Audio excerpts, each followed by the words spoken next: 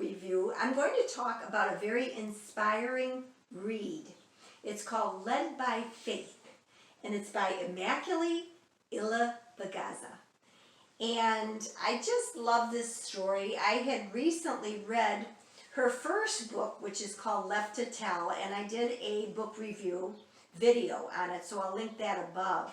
But this is the continuing story of her life after the 1994 Rwandan genocide. And this book goes into her life after the genocide, and just a brief recap about her story. She survived a massacre of thousands and thousands of Rwandans because she was hidden in a small tiny bathroom with 7 other women for 91 days. And remarkable, her family, all but one, a brother who was away at university, was killed. And the 3 things that I really are touched and inspired by reading her story are covered in the 2 books. But this one, Led by Faith, talks about her life after the genocide. And the 2 books have in common her faith, which was first and foremost an incredible and such a part of how she survived this terrible ordeal. She was from a devout Catholic family who prayed the rosary together and always looked to the saints, looked to Our Lady, looked to Jesus in every moment of their lives. So it sustained her at this terrible time.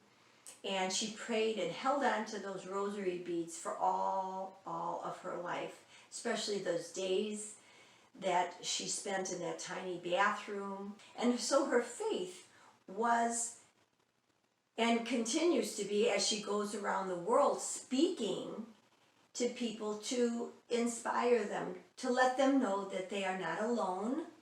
And so she just held on to that faith, held on to that rosary, and knew that even though she had moments afterwards, of course, of anger and resentment for the people that did this to her family and friends and neighbors, the second point was her compassion that she had for the orphans that were left behind.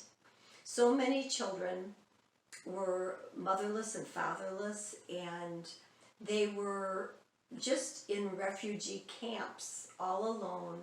And she made it her work to visit these camps and bring joy and think about ways that they could raise money to improve their lives and give them the hope so that they could rebuild Rwanda. And so the wonderful thing about both of her books is that part of the proceeds of book sales goes to her 2007 Lefttotell Charitable Fund that helps with funding for those children left behind. But the third thing about this book that I know you'll come away with such a deep respect for her, because she was able to forgive those who killed the people that were most dear to her. And she made it a point to see a man who played a part in the killings of her family. And she visited him and looked him in the eye and said that just as Jesus forgives, I forgive you. And she went on to actually come to the United States and continue her work with the United Nations. So because of the fact that she spoke out, there were many death threats against her.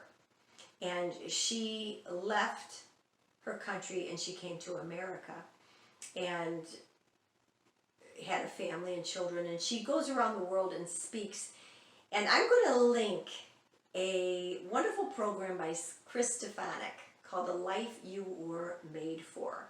And this is how I became aware of her. This beautiful interview where she told her story and just her smile and her enthusiasm and her faith.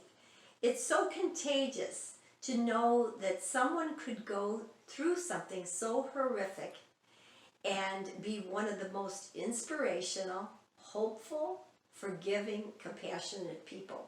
So friends, this is a wonderful story. I also did a blog post about it too, and I'll link that below. So if you're new to my channel, welcome, and I'd love it if you subscribe. I make new videos every week. So like, comment, and until next time, peace and love.